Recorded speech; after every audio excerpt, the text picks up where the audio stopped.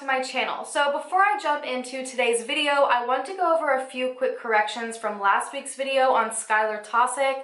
There was a lot of concern going around that there was a ton of misinformation in my video, so I obviously spoke to Skylar's mother and we kind of sorted all of this out. So here are my quick little corrections. So the first correction is that Skylar didn't actually lose any weight before he went missing. He had always just been very long and very lean, and he had started eating healthier before all of this happened, but it wasn't affecting his weight. So unfortunately, this just seems like one of those lovely media stories where someone decided to fluff something up so hopefully crazier theories might come out of it, and it spread like wildfire. So the second little bit of information I wanted to correct is that Skylar never called his cousin. I know he did for a fact call one person. That person just wasn't his cousin.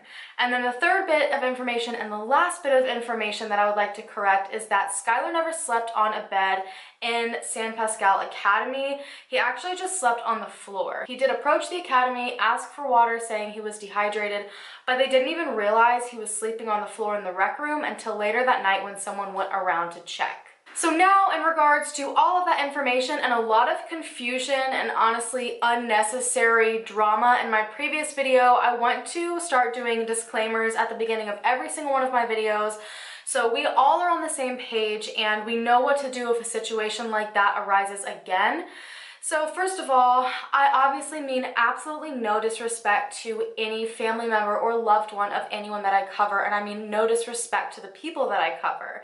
If there's any misinformation, which given the territory and the fact that I rely on media sources and the internet, there's going to be misinformation every once in a while. It is just a part of it. I'm always more than willing to correct any sort of information. So if you are family or just related in somehow or a part of the investigation, or maybe if you research these cases on your own and you find information that goes against something that I've stated in my videos, you are more than welcome to contact me. The best way to contact me in a situation like that, which I consider an emergency because I do not want to be spreading false information, is to email me. But keep in mind, emergencies only for my email, but it is always listed down below, as well as quite a few other ways for you to contact me. I want to thank each and every one of you that, really stepped out there and helped Skylar's mom get in contact with me.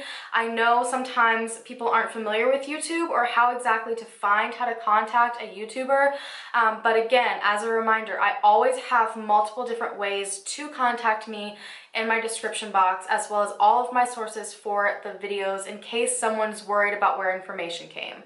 So now we're just gonna go ahead and jump right into today's video. And this video is a wild ride, and it's had my mind going for days now. I have dug so deep into this. I've spent an absurd amount of time on Google Maps looking at these locations. So today's video is on Michelle Parker, and this case is something that I've been interested in for a very, very long time, but I didn't quite know all the details of it until I really started researching it, and it is just, baffled my mind. Michelle disappeared on November 17th, 2011. She was a 33-year-old mother to three, an older son from a previous relationship, and a set of twins. Michelle worked very hard to take care of her children. She had a mobile airbrush tanning business that she operated during the day, and then at night she also worked as a bartender. Her life had become difficult in the past years prior to her disappearance, mostly stemming from the relationship she had with her then ex-fiancé, Dale Smith. The day that Michelle disappeared, something she wasn't really proud of was set to happen. She had previously filmed with the People's Court over a lost engagement ring, and the episode was set to release that day at about 2 p.m. So as I said, Dale and Michelle's relationship was far from a fairy tale. It was actually a very tumultuous relationship that, according to a lot, became violent a lot of the time. In a heated argument between Dale and Michelle, she actually ended up throwing her engagement ring over a hotel balcony, and Dale was pissed. So at his own request, he decided to sue Michelle the $5,000 for the engagement ring, but not just any normal way. He wanted to do it on the People's Court. And a lot of people to this day that know him, or at least know of him, said that the reason he probably wanted to do this is because he was very self-absorbed. It was his own narcissistic way to get himself on TV. And those that knew Michelle knew that the only reason she agreed to this is because she just wanted to get this dispute over with. She wanted nothing to do with him anymore, and she wanted it to be done. They were set to film in August of 2011, and Dale really thought his attempts were going to be fully successful, but it was everything but. The entire episode was incredibly heated. They were going back and forth at each other, throwing accusations and hateful words. And by the end of it, the judge actually ordered them to split the cost. In the heat of the moment and with all of the anger, Michelle really let a lot of things fly. She told the show that Dale was incredibly mean, very hot-tempered, and everything just got worse when he would be drinking. And she also revealed that he put his hands on her a handful of times and had left her at least 3 to 4 times, and the children technically, in just the past year and a half. She had tried to file a restraining order on Dale in I think 2009, but the judge totally denied her request. So clearly they were not in a healthy and safe relationship. Dale had also once been involved in a fight in downtown Orlando that left a man dead. And from what I have read, basically him and his friends just attacked this man for absolutely no reason. And I think this young man was only 22 years old.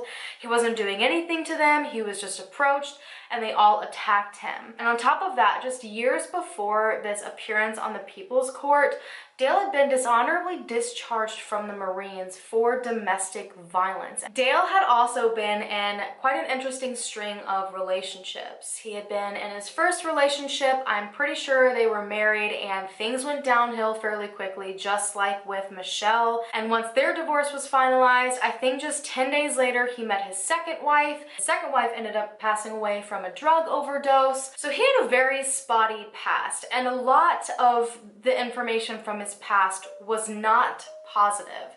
So Michelle seemed to be trapped in this toxic cycle, and many think she was hoping this show would finally be her out, because she would always go back to him. She would always sit there with this arguing and screaming, and then they would just sit down and cry, and he would win her back over. So some say that Michelle was trying to keep herself busy that day to keep her mind off of the episode, but others question if she even remembered it was airing. Because if she did, they wonder if the events of the day would play out like they unfortunately did.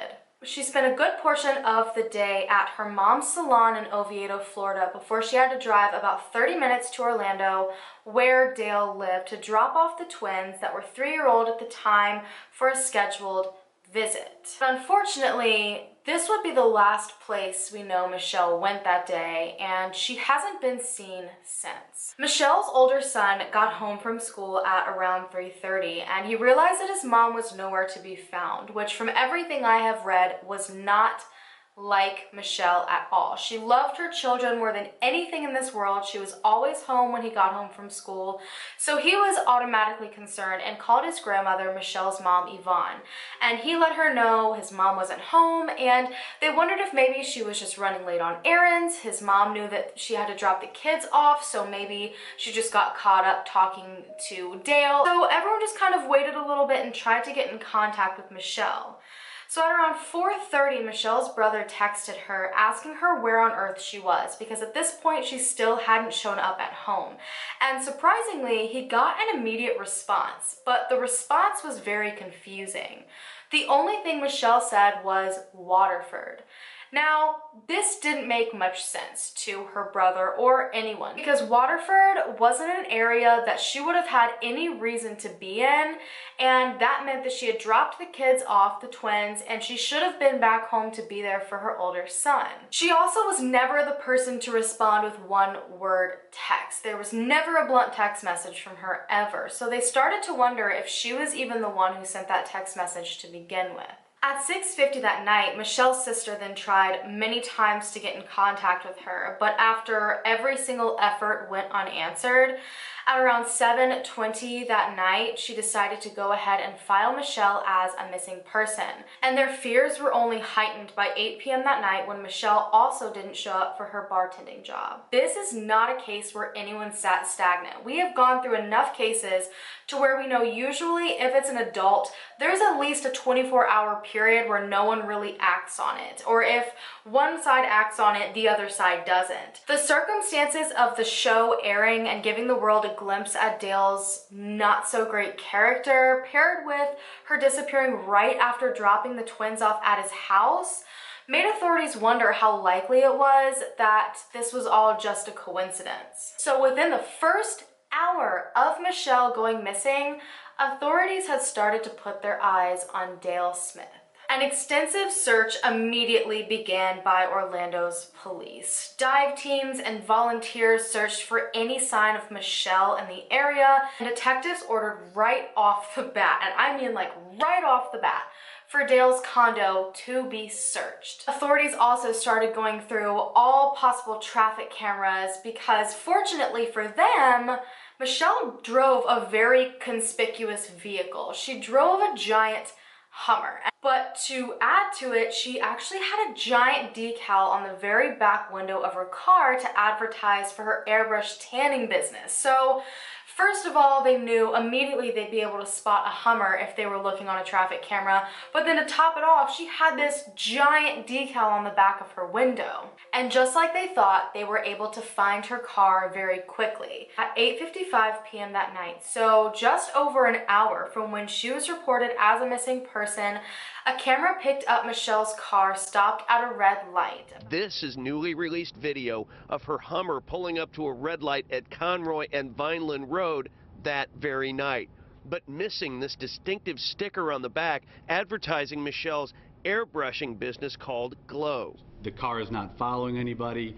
No one is following the car. But someone had taken the decal on the back of Michelle's car off, and authorities believed it was to slow the investigation down and to hopefully prevent them from finding her car as fast. Clearly it worked, but other than that, the car didn't really offer authorities very many answers.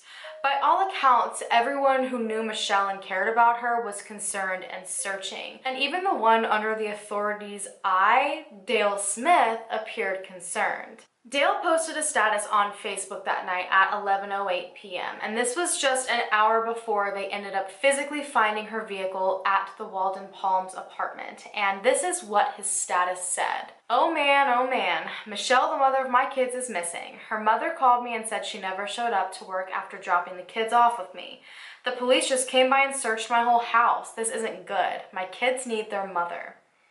So authorities had in fact searched his entire house. Now, as I said, they jumped on it. I'm talking missing persons report was up at 7:20. They had his house fully searched and they were gone by 11 p.m. that same night. But they never announced if they found anything at all of importance. But they were able to get Dale's side of the story of the last time he saw Michelle.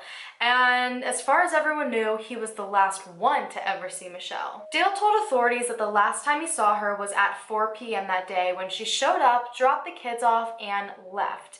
And then he claimed that he immediately took the kids over to his parents' house at 4:30 p.m. where they spent some time and then later came back home. This seemed like a likely story, but what Dale didn't know is that there was surveillance footage showing exactly when Michelle got to his home.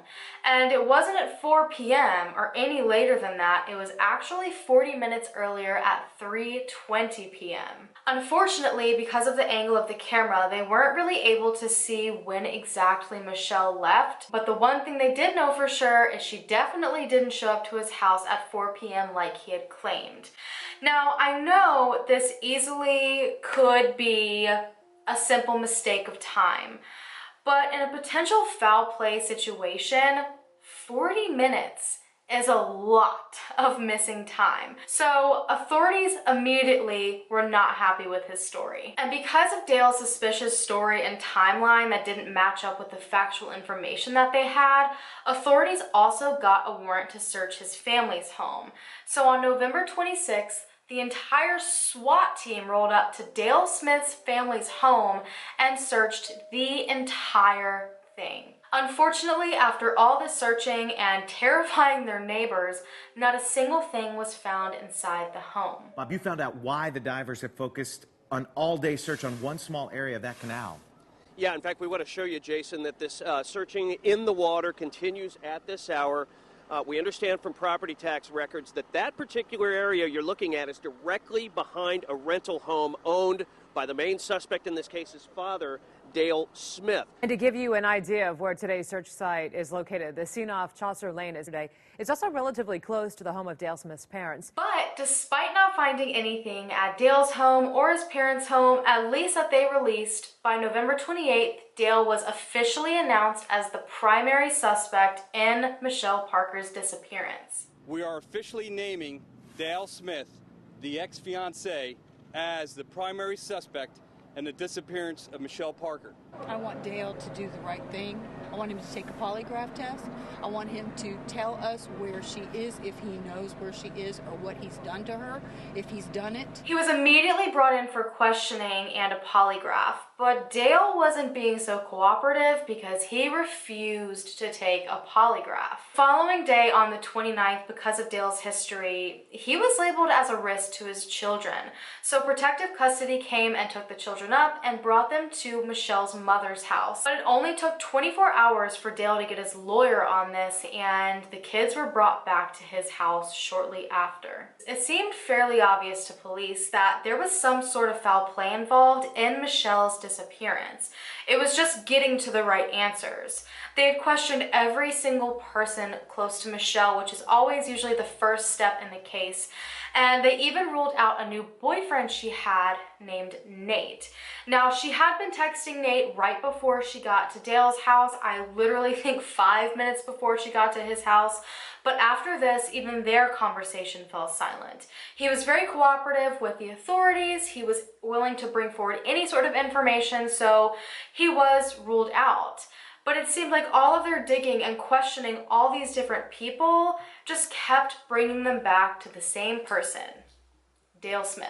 So authorities decided to look into Michelle's phone record because they knew she did technically respond, or someone responded from her phone to her brother at 4:30, and they were hoping maybe they could follow her pings to where she might have gone. Now, she had told her brother she was in Waterford, and her brother and all of her family did not believe that for a second. It didn't make a bit of sense, and they weren't wrong. Instead of heading from Dale's house to Waterford, she actually started heading in the complete opposite direction. Or at least her phone was. And this is something that I often forget all the time.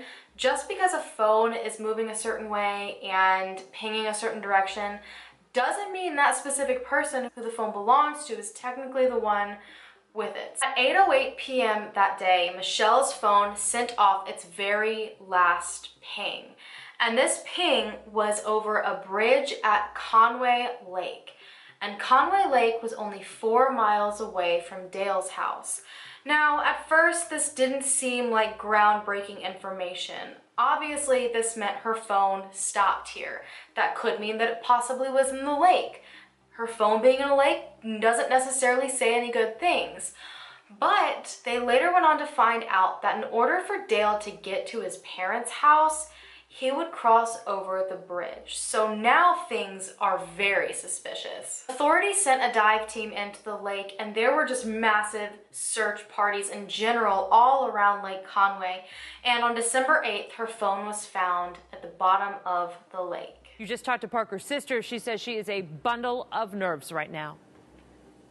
Martha, the sister of Michelle Parker, says that this is a huge breakthrough for their family, and now they only hope that that cell phone of Michelle Parker leads to where she is. Of a phone. It was an iPhone 4 with her case that she had. It was like a plaid kind of Hurley case, and it's her phone. For obvious reasons, this case gathered national attention by the media, but oddly, no tips were really coming in. Months passed and years passed, and they had all of this evidence that they couldn't really make any sense of. But everyone just kept being led back to the same idea that Dale was likely involved. So because authorities couldn't really do anything and their hands were tied and they couldn't get any more information despite all of their efforts, Michelle's family decided to take things into their own hands. All new at 5, the family of missing mother Michelle Parker says they know Michelle is dead and they know who is responsible, and tonight they're suing. Parker's family filed a wrongful death suit against Dale Smith II, the father of Parker's twins. News 13's Kelly Cook talked with both sides, and Kelly, this could be tough considering no body's been found. That's right. We spoke to Smith's attorney, who says this lawsuit is premature, considering the family has no proof that Michelle Parker is actually deceased. Michelle Parker's family believes, and they have provided to us evidence and information and circumstances surrounding her disappearance that gave us the confidence to file this lawsuit today. They've checked out his phone records, they've checked out his friends, they've checked out everything humanly imaginable.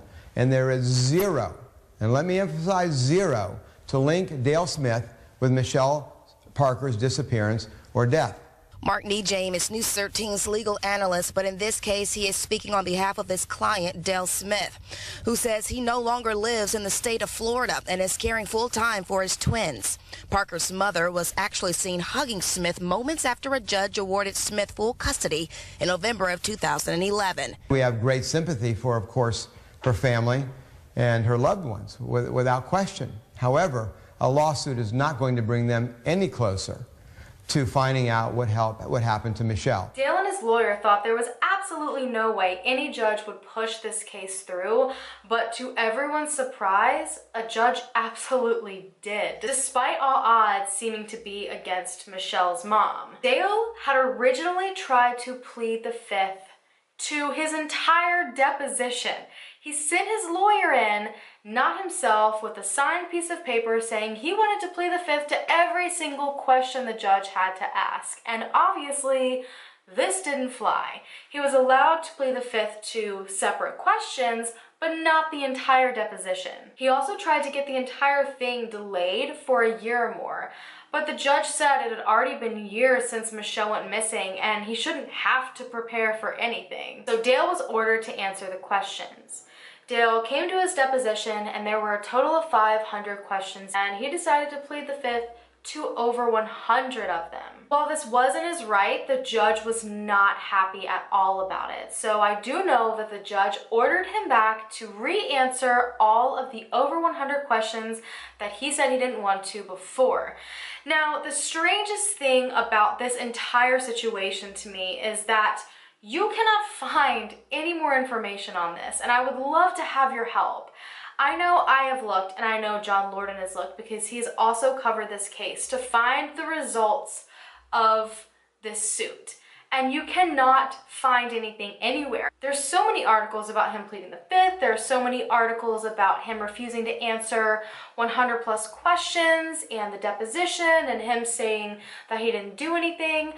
But after the articles that say he was ordered to come back, it's just silent, and I cannot figure out why. But despite this negligent death suit, even Michelle's family really didn't believe that Dale was involved for a very, very long period of time. The violent and terrifying truths of their relationship had been kept very quiet. Michelle's father and her family in general had no idea that she had tried to put a restraining order on Dale already at one point and it failed. They had no idea that the relationship had been violent. They had no idea some of the things that he had done and said to her, and they had no idea she'd even been on the People's Court. She seemed to be embarrassed and upset by the way that Dale was treating her, and she didn't even tell some of the people that she was closest to. Now, I can't speak on this for her mother. I only heard an interview with her father and stepmother, but they knew absolutely nothing about any of this. And this is one of the things that has made getting correct information in this case incredibly difficult. There is a ton of contradicting information out there, and when you have a case of this magnitude, what a headline is that for the media and people that don't care as much about getting the truth out there and just want their story seen, to say, oh, young mother of 3 disappears after yelling at her ex-fiance on the people's court. You know what I mean? And people really took that opportunity to fluff up a lot. And the amount of contradicting information out there on this case, or just really huge bits of information out there that I couldn't verify anywhere else on any other articles, is mind-boggling. For example, there's one very significant bit of information that I found in one of the articles, that Dale apparently threatened Michelle that her day was coming. And if that doesn't say there's something wrong here, I don't know what does, but unfortunately that's only on like 2 different articles, so it's hard to trust the information that is out there because there's just a lot of really out there things being said. So as I said, basically Michelle just had a lot of this a secret, and it's made it difficult for her family and for authorities to get down to the bottom of everything. On top of that, a lot of Michelle's family learned information about her relationship and scary parts of her life that they didn't know existed and that they had never seen. And it's hard to cope with this information and understand how you feel about it when the person that it happened to isn't here to say their part and the other person is being seen as a prime suspect. But when authorities announced their beliefs that Dale might be involved, Michelle's family begged him to help them find her. There was just so much information that was starting to pile up against Dale, even from before she went missing, that it was hard to ignore it. It would take 25 minutes using the best route to get from the bridge where her phone was thrown to where the car was left. And because the phone's last ping and the car being seen and then dropped off happened so close together, I think it's pretty safe to say that this was all kind of done in one go. It's very likely that this was cleanup time for whoever potentially did something. They tossed the phone, they tossed the car, wiped their hands, and they were done. But as I said, it only would take 25 minutes to get from the bridge to the car, and there was a 50-minute time gap between the last ping and her car being seen, so this leaves about 25 minutes unaccounted for, and that's a decent amount of time to have to do something else. Since then, not a single other thing has happened in this case, and it seems like authorities are just kind of sitting on information, and technically Dale is still considered the top suspect in this case. I honestly wonder if they have more footage that they just haven't released. I know that it took 2 years for them to release the footage from the car being seen at the stoplight. And I think they probably did that in an attempt to rattle somebody or maybe jog someone's memory. We know that the car was found at midnight and it was seen at 8:55, just not even a mile down the road from where the car was found. So I'd be very interested to know, since they had surveillance footage of Michelle coming into Dale's home, I would love to know when he came home. And I find it very interesting that they haven't released this bit of information, which makes me think it is something significant. I also have questions about her phone pings. She texted her brother, or someone texted her brother at 4:30, and surely they know the location where that came from. I honestly wonder if the text message was sent from Dale's house, because again, it's another bit of information that they haven't released. They have released significant locations and all that, but it's like these really small things they're not releasing, and they all seem to be connected back to Dale. So again, what if this text message was sent from Dale's house? The text message was sent at 4:30.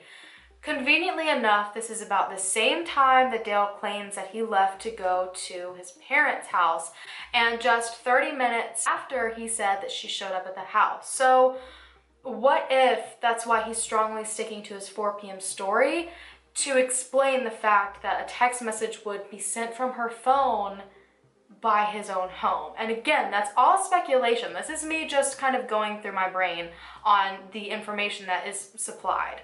It was far away from where she worked. It was far away from where she lived. It was right at the time that she should have been showing up for work. So if she left at 3:20, why would she have come back that close to his house for no reason? She lived in Geneva with her mom, which was about, I think, 45 minutes away. So it was a very particular place for her to be. A very interesting thing that she was 4 miles from her ex-fiance's house when her phone just stopped pinging. So it makes you wonder if she was there the whole time, or at least if her phone was. Everyone at this point is under pretty much the same agreement that something horrible would have had to have happened to Michelle for this chain of events to go on. And it's very coincidental that it happened on the same day that she, on live television, bashed her ex-fiance, said that he hit her, said that he left her and his kids and he was a horrible person and he drank and he was violent. And on top of that, he was also the last one that saw her. If you think about the facts of things, if it was someone random that did something to her, why would they have taken off the decal? They would have no idea who she technically was, if this decal had anything to do with her, if anyone was ever even going to notice she was missing. So for them to kind of go out of their way to do something like that and then conceal it so well to where authorities have never found it, I just don't know how likely that is. This whole taking the decal off seems too personal and intentional for it to have been done by a total stranger. And then to top it off, as I said before, why would she have been back 4 miles from her ex-fiance's home when she was supposed to be at work after ditching out on calls from her family, being there for her son, everything? It just doesn't make any sense. And then in this far-fetched kind of stretch of a theory, for her to, for some reason, be back there and, you know, if it wasn't Dale involved, she somehow also coincidentally ran into foul play at the perfect time in the perfect location. I will never forget what most authorities have told me and private investigators and detectives. You always hear them say that after a while, they stop believing in coincidences. Obviously, there's always going to be the theory and someone that thinks it's possible that she ran away. She was an adult, she has the right to go missing. But based on all of the information given and the circumstances, I mean everything piled on top of each other, this was ruled out pretty quickly. But they also can't prove that Dale did anything to her either. Now, something I found interesting is that Dale's lawyer has come forward and said that there is no possible way that Dale could have, you know, driven all of these places with 2 children in an hour and 12-minute time span. Now, I'm not sure where this hour and 12-minute time span came from because I've dug pretty deep into this case and I have no idea what on earth this lawyer is talking about. I think he might be referencing things that haven't been released to the media, maybe the time he got home, maybe the time his parents last saw him, maybe that time frame was an hour and 12 minutes. I know that earlier in the day when she arrived at his home and then when he says he left for his parents' house, that is about an hour and 10-minute time frame, but we know none of the items were dropped off in that time frame, so I'm honestly not sure what he's talking about, but I have mapped out the entire area and it only takes 25 minutes, as I said, to get from the bridge to where the car is dropped off. So, but either way, it hasn't really stopped people from making a lot of assumptions, especially when it comes to Dale being at his parents' house. Just keep in mind, these are just people's ideas, but a lot of people have spoken about Dale leaving with his father. You know, he went over to his parents' house, kept the children with his mother, and left to do some unknown thing with his father. Now, that easily could be something that has just been fabricated. I have not been able to find anything in specific that has confirmed this information. I'm sure authorities probably have this. I'm wondering if maybe that's the hour and 12-minute time span that was being spoken of. But I think the reason people are coming to that conclusion is because in order to successfully drop her car off, there would have had to have been a second person. Someone would have had to have driven her car and dropped her off, and someone would have had to be there with a second car to immediately pick the driver up to book it out of there. I say this because some of the closest public areas to where her car was found is about half a mile to a mile, and I doubt someone would want to be walking on the side of the road looking suspicious at 9 o'clock at night and then be swept up by a vehicle and run off. So I feel like there definitely had to be a second person involved, which a lot of people strongly believe could have been his father since Dale was over at his father's house. But again, we cannot confirm any of this information because we just don't have the evidence to prove it. Unfortunately, just more heartache has come along with this case since Michelle went missing. In 2015, Michelle's mom worked to establish a law for visitation rights for grandparents, and she worked very, very hard to get this law passed, and it would give grandparents the ability to see their grandchildren under certain circumstances, like one of the parents is missing, there is an incarcerated parent, there is a death of a parent, you know, any situation like that, because Dale ended up receiving full custody of the children. And despite the fact that Michelle's family was very kind to him through this entire investigation up to that point, and even when he was granted full custody, Michelle's mother went and hugged him and said a prayer over him and said she'd be praying for him, he decided to not let them see the twins at all anymore. So the law was signed, everything was successful, and they finally had this deep breath of fresh air and this weight lifted off their shoulders, because in all of this chaos and madness of losing their daughter, they believed they'd at least be able to see their grandchildren. And Michelle's mom was one of the very first to put in a petition to see her grandchildren.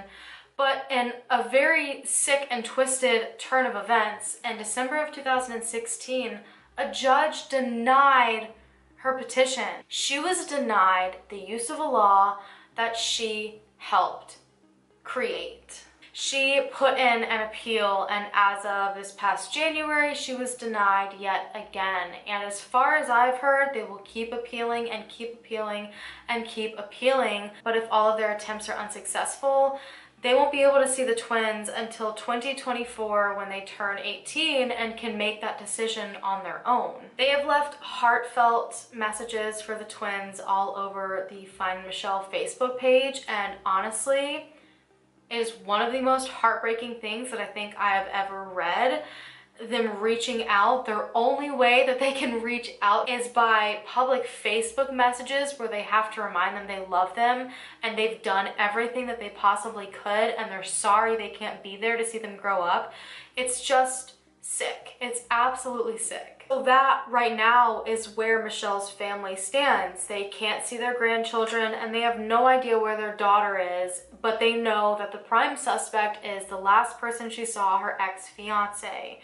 And despite Dale's concerned status on Facebook the night that Michelle went missing, he not a single time has attempted to locate Michelle. He hasn't helped in any search efforts, and I do understand part of this likely has a lot to do with the fact that he was considered guilty of something, but even from when she first went missing, that first night, he put that post up and then that was it. He didn't try again after that. Some theorize that Dale that day was expecting to possibly win Michelle back over. You know, they always had these arguments, they always got upset with each other, and he somehow always wooed her and she went back to him. I personally wonder if he knew that she was dating another person. I couldn't verify this anywhere either. Maybe he didn't know, and when he found out, he got very upset. Maybe he tried to woo her and she was like, look, I've moved on, I'm dating someone, and he felt he finally had lost all control and just went crazy. Or it's also possible that he watched this episode because I will say he stayed home from work that day. He called into work to watch this, I think, not even hour-long episode on the People's Court of him arguing with his ex-fiancé, and he taped it. You know, he was so proud of being on television, but what if it just triggered his anger? What if he saw these things that she said about him, about the abuse and about the manipulation and his drinking and his anger? What if that just really triggered him and she went over there and he got angry and things got out of hand? For Michelle to have run into foul play or potentially just run off without her children, it would take a lot of strange behavior on her part and very coincidental circumstances when it comes to the foul play in general. I'm interested to see what you guys have to say about this, because there is a ton of strange information pointing straight towards Dale, but he did have these two children. And in order for him to have done anything to her, he would have had to give these children to someone else to watch. But that also means that someone would have had to have been willing to do this and will have been keeping his secret this entire time. And While that is possible, the one good thing authorities have going for them at this point is that that's more likely that someone will crack under pressure, and more likely that someone's conscience will catch up with them and they will feel the need to say something about it. Authorities in 2015 decided to take a fresh look into the case, and they started their search practically all over again. They looked into all the information that they had, they researched the swampy areas around Dale's house, they took divers back into the lake, and they specifically are looking for the decal again. They really want to locate that decal, and that thing's made out of plastic, so it's probably not going anywhere for a very long time. The one thing that's really troubling to me about this, when it comes to the potential of Dale being involved in this and, you know, possibly her body being dumped somewhere, I really get stuck on the fact that Dale's house was searched the same night. I'm not sure if his vehicle was, but I do know his house was. I feel like they would have found some sort of physical evidence had a giant fight broke out in the middle of his home. So that kind of makes you wonder if there was a time period where maybe she was, you know, with him that day, but then you have to take into consideration that that would mean that she just totally left her son home alone. He wouldn't have had time to properly clean up anything in his home or his car. So I don't know, the fact that no evidence was found in her vehicle that pointed towards anything happening, I just have a lot of questions, and I am hoping that someone finally cracks under pressure and says something, but it's been so long now and there's really just no telling. And then I'm also worried about the fact that if her body was dumped somewhere, it's Florida. Wildlife, there's no telling what wildlife could have done to the body by now. So if that's the case, it might come down to their last option of solving this case being hoping somebody cracks. So I'm hoping that's not what it comes down to. Honestly, this is so incredibly heartbreaking knowing her children are caught up in the middle of all of this, and I'm sure her oldest son remembers everything about that day, and then her youngest children, you know, there's no telling what they've been told or what they're dealing with, and the older they get, the more they're going to look on social media and see this information, and they're going to form their own opinions about their father, and they're going to form their own opinions about if they should be able to see their family or not. There could be a lot of resentment and anger going on, and that's just not a healthy environment for children to grow up in. And unfortunately, they can't change their situation, which I think is messed up. And that's where I'm upset with the government for not looking deeper into this and giving the grandparents a chance. So that's pretty much it. I do want to go ahead and encourage you guys to please donate to Michelle Parker's trust fund. There is a fund set up for her. I have all the information if you want to donate it linked down below. It is not a GoFundMe. I'm pretty sure it's just a transfer right over to her trust fund account. This will be used for therapy if she does come home at some point, or her funeral if her body is recovered, and if they cannot use it for Michelle, they will be giving it to her children. So this is just one great way that you can help when it comes to the family being able to help support these children the older they get, and potentially help if any progress is made in Michelle's case. I want to thank you guys so much for taking the time out of your day to listen to Michelle's story, and don't forget to leave a kind comment down below or discuss your own theories respectfully.